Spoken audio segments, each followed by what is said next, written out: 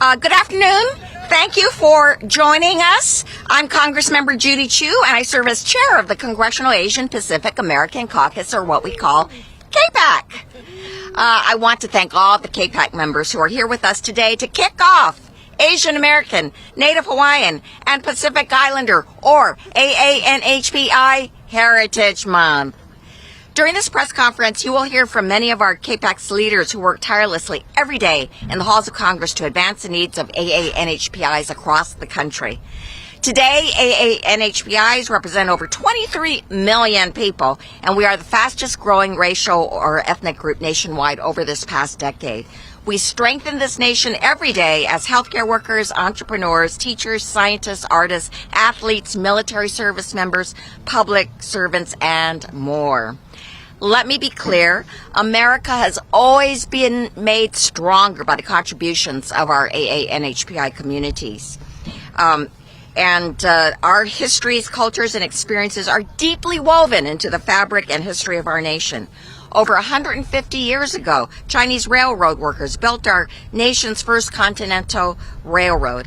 100 years ago, Native Hawaiian women such as Wilhelmina Dowsett and Emma Nakuina led the way for women's suffrage in Hawaii. And over 50 years ago, Indian American farmer and county judge Dalip Singh Sound became the first Asian American ever elected to Congress. Filipino American organizer Larry Itliong and Philip Veracruz fought to ensure that all American farm workers have labor rights, and Asian American families in San Francisco successfully secured expanded rights for students with limited English proficiency in the Supreme Court's Lieu versus Nickel decision. We in CAPAC stand on the shoulders of all these extraordinary trailblazers who highlight how AANHPI history truly is American history.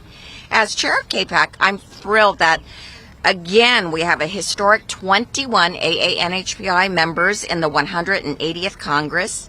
And in total, we have 76 members of CAPAC advocating for our communities across the nation.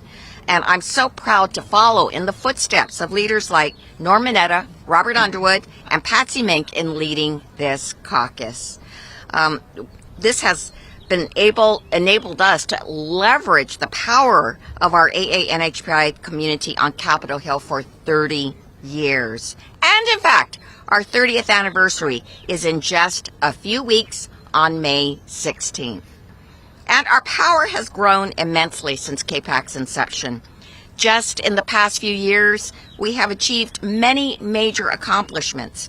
To address the scourge of anti-Asian hate, we not only got past the COVID-19 Hate Crimes Act and the AAPI Museum Study Bill, but got them signed into law by President Biden. We pushed back against the racial profiling of Chinese scientists and ended the China Initiative, a Trump-era Department of Justice program that was targeting Chinese researchers. And just this year, we successfully stopped Republican efforts to revive it.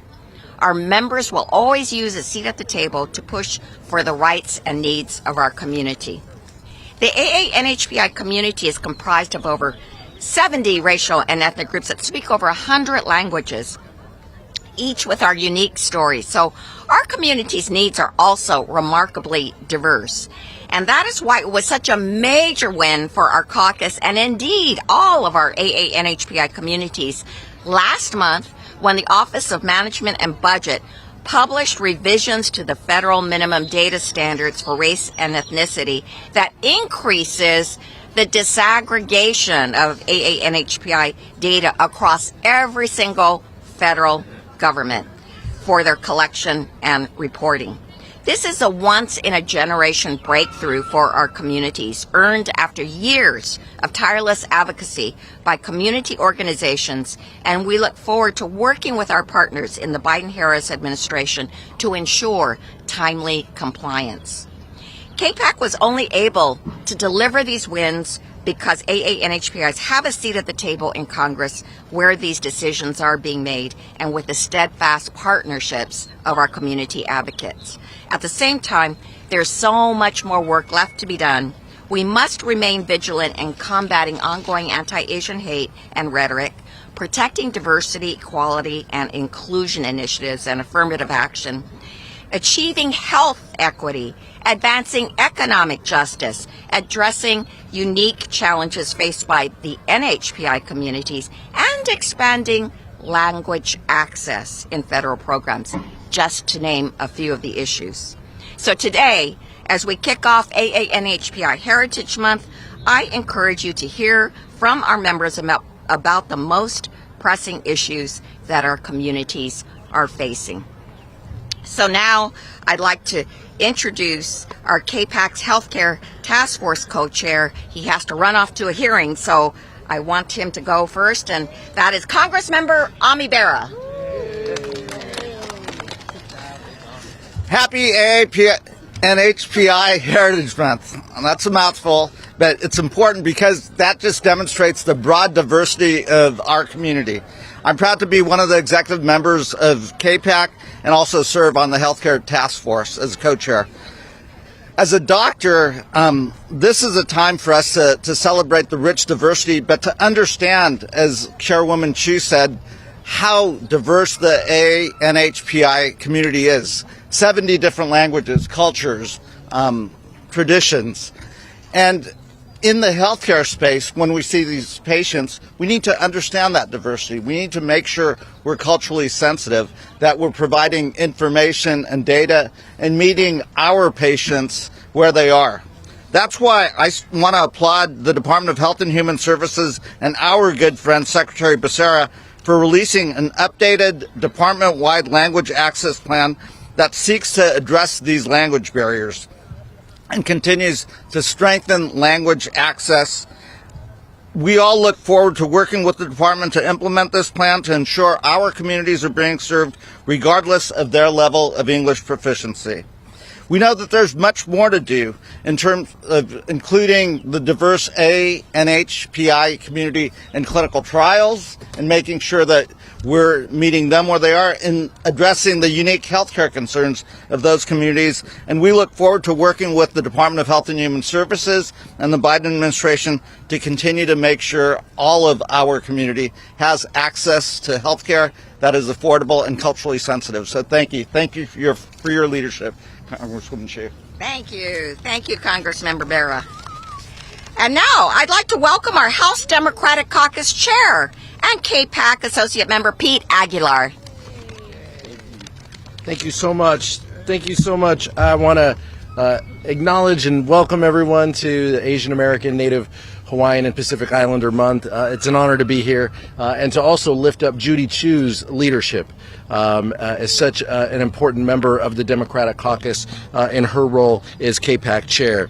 She's a dedicated public servant who brings wisdom and knowledge on these issues and the passion that we know it takes in order to lead an organization like this. And she's joined by the Vice Chair of the Democratic Caucus, Ted Lieu, who are always amazing advocates for the caucus and our communities. The theme of AANHPI Heritage Month is advancing leaders through innovation.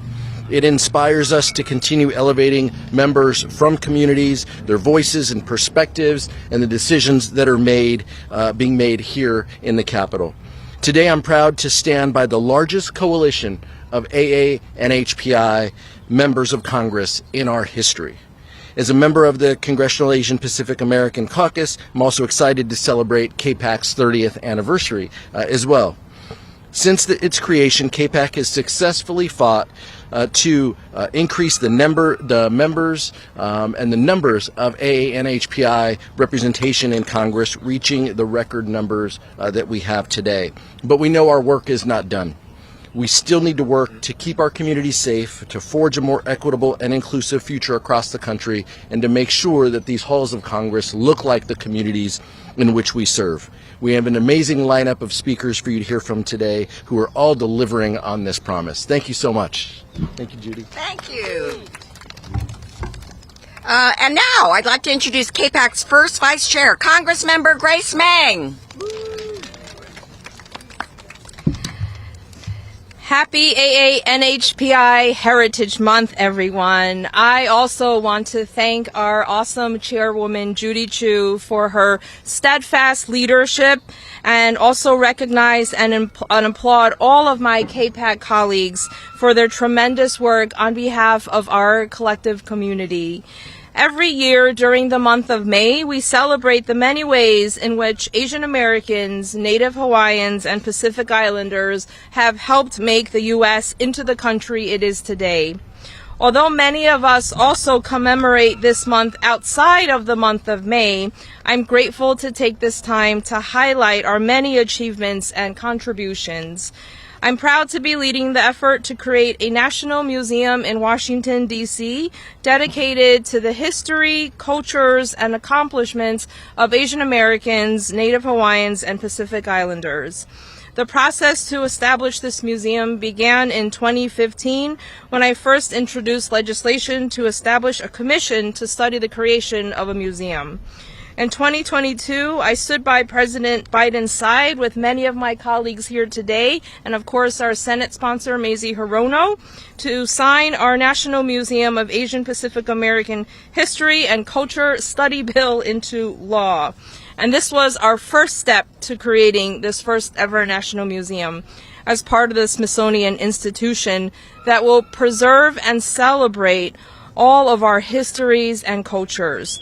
I look forward to the day when we can take our kids and grandkids to a Smithsonian museum that celebrates our cultures and heritage, because AANHPI history is American history also. Thank you. And now, please join me in welcoming CAPAC's Immigration Task Force Co-Chair, Congressmember Permila Jayapal. Thank you so much to our wonderful CAPAC Chair, Judy Chu, for your incredible leadership. And happy Asian American, Native Hawaiian, Pacific Islander Heritage Month. We are just so delighted to be here. I'm so proud to be an executive member of CAPAC and also to serve as CAPAC's Immigration Task Force Co-Chair, as well as the top Democrat, the ranking member on the House Immigration Subcommittee. The first naturalized citizen to serve as either ranking member or chair of that subcommittee. For many of us here today, myself included, our stories, our grandparents' stories, began with a search for a better life in the United States. And America has thrived with thanks to the hard work, the ingenuity, the entrepreneurship, and the patriotism of AANHPI and immigrant families. From Chinese laborers who helped build the first transcontinental railroad, to Filipino farm workers who revolutionized the labor movement, to Southeast Asian refugees who fled genocide and war-torn countries to seek a better life, to the now Indian American woman in Congress who came here at 16 because the opportunities and the education were so tremendous here in this country. The rich heritage of Asian immigrants is inextricably woven into the fabric of our nation.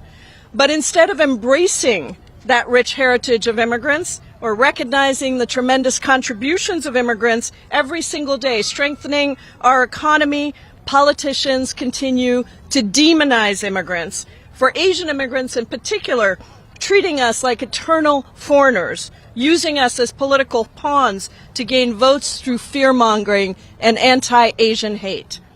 At the same time, ongoing visa family backlogs continue to keep millions of families apart, and massive green card backlogs bar immigrants, in particular Indian and Chinese immigrants, from getting on a roadmap to citizenship. That terrible reality will continue unless the immigration system, which has not seen meaningful change in 30 years, is comprehensively reformed. Democrats have a plan to do that. We have passed many bipartisan bills that focus on comprehensive, humane immigration reform.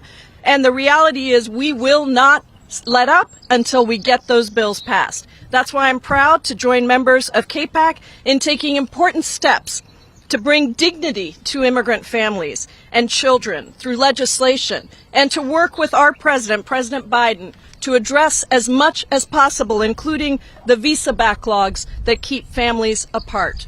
We have a responsibility to treat all people with dignity and fairness, and family reunification is a key part of comprehensive immigration reform, reform that CAPAC will continue to champion. Thank you so much. Thank you so much. And now let's hear from our CAPAC Healthcare Task Force co-chair, Congressmember Barbara Lee. Thank you so much. Let me first say thank you to our chair, Representative Judy Chu, for her tremendous leadership of this caucus on so many issues of importance to not only the AA and NHPI community, but to the entire country. And I just want to say to Congresswoman Chu and to our members here, I had the privilege of working for a great member of Congress, Ron Dellums, for many years. I got a chance to know Chairman Norm Mineta very well. And I just have to say to all of you that not only do I see the goals of CAPAC being achieved, but his vision and his dreams and his aspirations. And so just congratulations. It is just an honor to serve as co-chair Health Task Force with Ami Bera. And I'm so proud to join my colleagues today across the country celebrating AA and NHPI Heritage Month. Every day I see the critical role that this community plays in building and enriching my community back home in the East Bay and right here in Congress. But this month is just not about lifting up AA and NHPI contributions and culture. It's elevating the disparities and the needs and the aspirations faced by the AA and NHPI community so that we can better address them. The AA and NHPI community still face high barriers to affordable quality health care, and I think we saw this during the height of COVID. And I want to thank this caucus for joining with myself in the Tri-Caucus and leading the effort to target resources into community clinics, into the AA NHPI community, and it truly made a difference. As CAPAC Health Co-Chair Task Force of the Health Task Force, I want to just mention our bill. We're advancing equity, and it's a cornerstone of this caucus as it relates to also working with the Tri-Caucus. It's the health equity.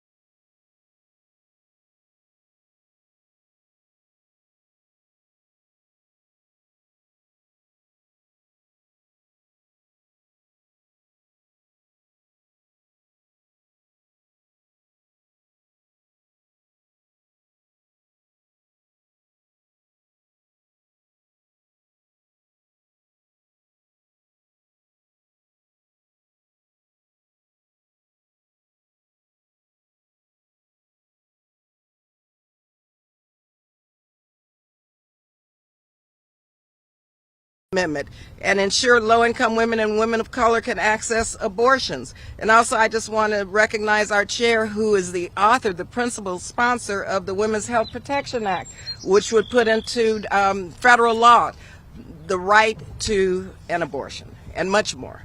These are just a few of the policies that would change lives in AA and HPI communities and across the nation. And with the help of our advocates and partners, and I want to thank them so much for being the wind beneath our wings, have been phenomenal in working with our caucus on the inside and providing the strategic alliance and necessary push from the outside. I know that together we can create a truly just healthcare system and all. So I just want to thank everyone and a happy AANHPI Heritage Month, and I'll turn now back over to our phenomenal chair, Judy Chu. Thank you so much, Congressmember Lee. And now we would want to hear from our CAPAC whip and also the co-chair of the Democratic Caucus, actually the vice chair of the Democratic Caucus, and our chair of the Task Force on Veterans and Armed Services. That's Ted Lieu. Thank you, Chairwoman Chu, for your leadership, and happy Asian American, Native Hawaiian, and Pacific Islander Heritage Month, when we look at the AANHPI community, there's both good news and bad news. So I'm going to start with the bad news first. During the pandemic, there was a shocking rise in hate crimes against the AANHPI community. That certainly was not helped when the former president, Donald Trump, made racist phrases like Kung Flu. He also told minority members of Congress to go back to our countries. And he continues to mock the community by making fun of Elaine Chao's name. When Donald Trump makes fun of the name of an AANHPI member, he is mocking and disrespecting the community. We're all Americans, even though some of us may have unusual names. And I urge Donald Trump to stop disrespecting the AANHPI community. Now, the good news is President Biden respects all Americans, including the AANHPI community.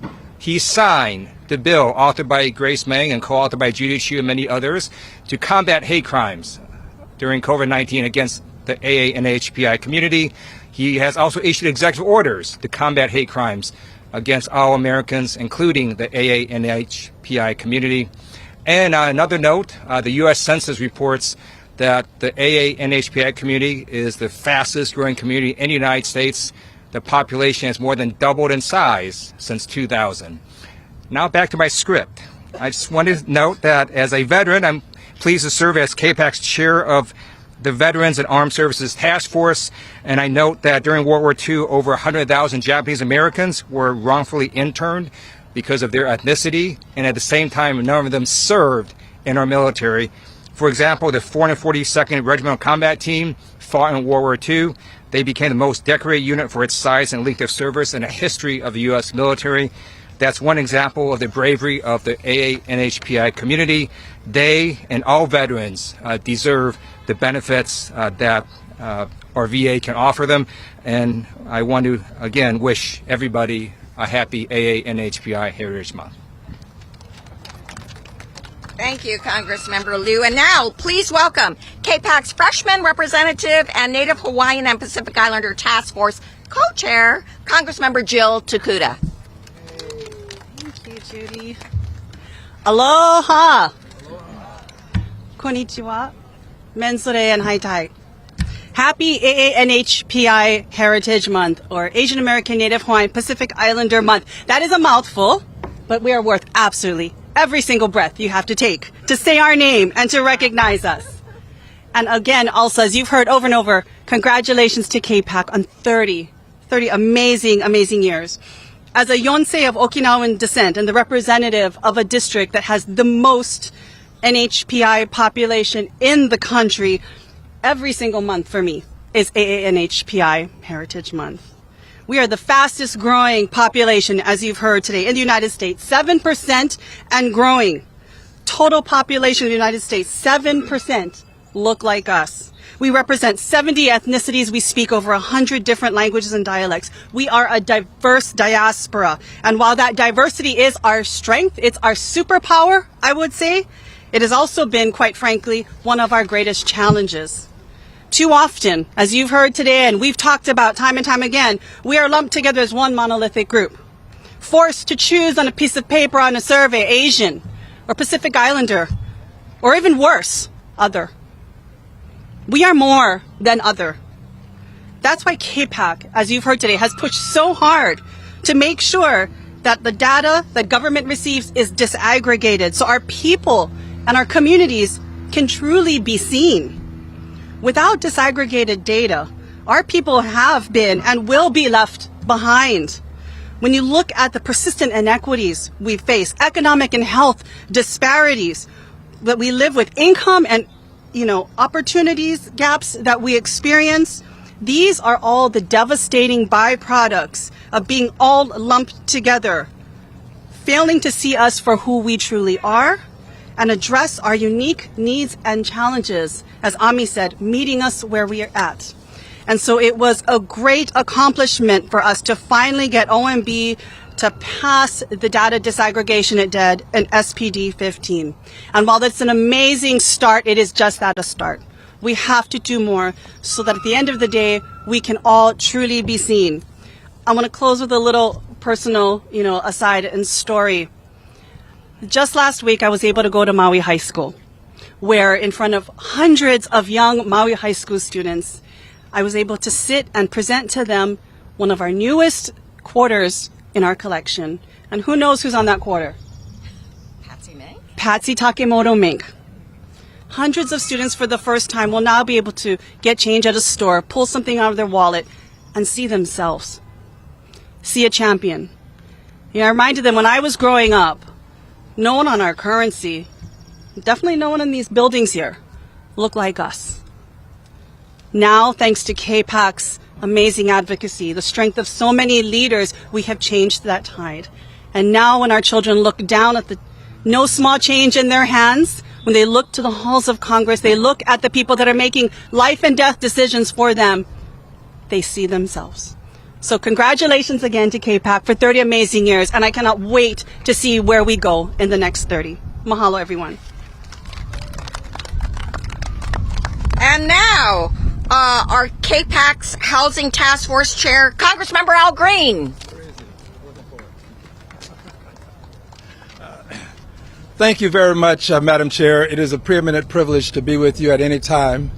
And this is a special occasion, the AANHPI Heritage Month. And it is also a special time because it affords us an opportunity to explain some things that people don't have an opportunity to comprehend in what we will call our everyday lives. Let me start with this. Our chairwoman has served us with dignity, respect, and she has made a difference in the lives of people. And for this, I think we should give her a very special expression of appreciation. Madam Chair, thank you, thank you, thank you. I would also like to thank all of the other members who are here. This entity, our caucus, is probably as diversified as any caucus in Congress. Looking at me, you might think that I am Asian American, or you might think that I'm Native American, or you might think that I'm from Pakistan. Well, the truth is, nobody knows. So I get to belong to all of the various caucuses. But in being the housing chairperson, it is important for us to recognize that housing is an issue for Asian Americans. Beyond the typical issues that we think of, the issues associated with affordability, issues associated with having the opportunity to have the job so that you can acquire the funds to purchase a home. It's also a concern for Asian Americans because in Texas and other states, there have been efforts to pass laws, and in some states have succeeded, laws that would not allow persons to purchase property because of a lack of citizenship. These citizenship laws related to the purchase of property are absolutely discriminatory. They are invidiously discriminatory. I mean, very harmful with their discrimination. And we in Texas fought this. We were very fortunate to have a chairwoman who would traverse some great distance to come to Texas and be a part of the fight in Texas. And I want you to know that with her help, we were able to thwart the efforts in the State House in Texas of passing a law that would require land to be purchased based upon one's citizenship, which I think merits another expression of appreciation for my chairwoman. Would you give her another hand, please? Finally, Chairwoman, I want to acknowledge you and the organization for what happened when we went to Georgia. Many of you can recall that in March of 2021, a dastardly deed was perpetrated upon 8 people, 6 of whom were Asian women, lost their lives. Our chairwoman traversed some great distance to make sure that she was there to get a first-hand accounting of what actually happened to those persons in Georgia. And it was very sad. It was heart-wrenching. It was something that shouldn't have happened, and we have to do all that we can to prevent it from happening again. Again, Madam Chair, thank you for what you did. I was honored to have the opportunity to serve with you and travel with you. Finally, this, I serve a district that is very diverse. It is a polyglot district. We have more than 80 different languages being spoken in my congressional district. In my congressional district, the ballot is printed in 4 languages: English, Spanish, Vietnamese, and we say Chinese, but we've got it printed in 4 different languages. Friends, I think that this is America's future. The future of America is what we look like here today. The future of America includes a much larger Asian American, Native Hawaiian, Pacific Islander population. The future of America is going to be one that is polyglot. It's going to be one that allows for people, regardless as to where you're from, to have an opportunity to have a better life in the United States of America. Thank you, Madam Chair, and I thank all of my colleagues. Thank you. And now let's welcome CAPAC's Economic Development Task Force Chair, Congressmember Ro Khanna. Thank you, Chairwoman Judy Chu, and I want to join all of my colleagues in praising your exceptional leadership. You know, I've been in Congress now 8 years, and I've seen under your hard work and your leadership how you have grown CAPAC, made it a stronger caucus, and have such a profound impact in the House Democratic Caucus. So thank you for your leadership. I want to wish everyone a happy AANHPI Heritage Month. You know, they keep adding letters to the month. And here's what I would say. It reflects a fundamental difference in philosophy. You see, we Democrats, we believe in more inclusion. The other side believes in exclusion.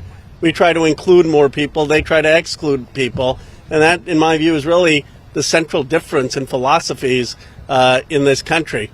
I'm proud to represent the only Asian American majority district in the continental United States.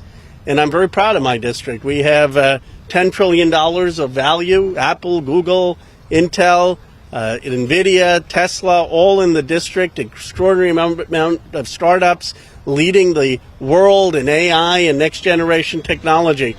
But we also have divides, and I was very surprised to learn actually during COVID, because of CAPAC, that only 53% of Asian Americans are connected to the internet. There is a huge digital divide. This President Biden, with CAPAC and others, passed this program. It's called the ACP, the Affordable Connectivity Program. Not many people have heard of it, but it makes a huge difference. For 23 million Americans, they're getting $30 in their wallets to be able to pay to afford internet service. And that program is going to be discontinued this month because of the Republican Congress. We need to extend that program for seniors, for rural Americans, for low-income Americans, for our students. We need to make sure that they continue to get the $30 a month so that they can afford internet services. And I look forward to working on that with you, Chairwoman Chu, and CAPAC, to making that a reality so we can extend the ACP program. Thank you. Thank you so much, Congressmember Khanna. And last but certainly not least is CAPAC's Native Hawaiian and Pacific Islander Task Force Co-Chair, Congressmember Kalili Sablan. Thank you. Thank you very much, Madam Chair. Good afternoon. My name is Gregorio Kilili Kamatsu Sablan. And as a delegate for the Northern Marianas, I actually represent fewer people than any other member of Congress. I have that distinction. But so when I arrived here 16 years ago, a wise man advised me to join CAPAC. Strength in numbers, he said. The caucus itself was much smaller in number then, but thanks to the leadership of Chairwoman Judy Chu, the caucus have grown and continues to grow. Just as the political engagement and influence of Asian Americans, Native Hawaiians, and Pacific Islanders nationwide continues to grow. One reason for this growing influence is our focus on empowerment through education, especially by supporting AANHPI's Asian American and Native American Pacific Islander serving institutions of higher learning. AANHPI serve more than 40% of all Asian American Pacific Islander students. It helped ensure that these students, who often come from low income, first-generation families have full access to higher education opportunities. But AANHPIs are underfunded compared to other minority-serving institutions, which is why I introduced the AANHPI Opportunity Act as one step forward toward parity. The bill creates a grant program at the U.S. Department of Agriculture to support agricultural research and provide scholarships for students at AANHPIs. I want to thank my CAPAC colleagues and my friends in the Hispanic and in the Black Caucus, too, for their support of the AANHPI Opportunity Act. We're all invested in making sure every American has an opportunity to succeed. Thank you very much. It's been a wonderful 16 years, and this is my last year. I'm actually going to go home and spend time with my family, my wife, and our dog, and do volunteer work in education primarily. So it's been wonderful. Judy, Madam Chair, as seen when I got here. Yeah, none of you were here when I got here, and but no, it's grown. Thank you very much. Thank you. Well, thank you, Congressmember Sablan. You've been a member of CAPAC all this time, and we just really, really appreciate your loyalty to CAPAC, and we will miss you. So this was an amazing group of speakers, but this does end our press conference, so I know that we're all available for individual interviews if you so desire. Thank you, and the press conference is now ended. Thank you. I think we've heard about him. Thank you. Thank you. Those wonderful remarks. Thank you. We're there to support the next, whoever you say. And she'll be a good friend. He's gonna need. Are they there? I don't think so. I think they should.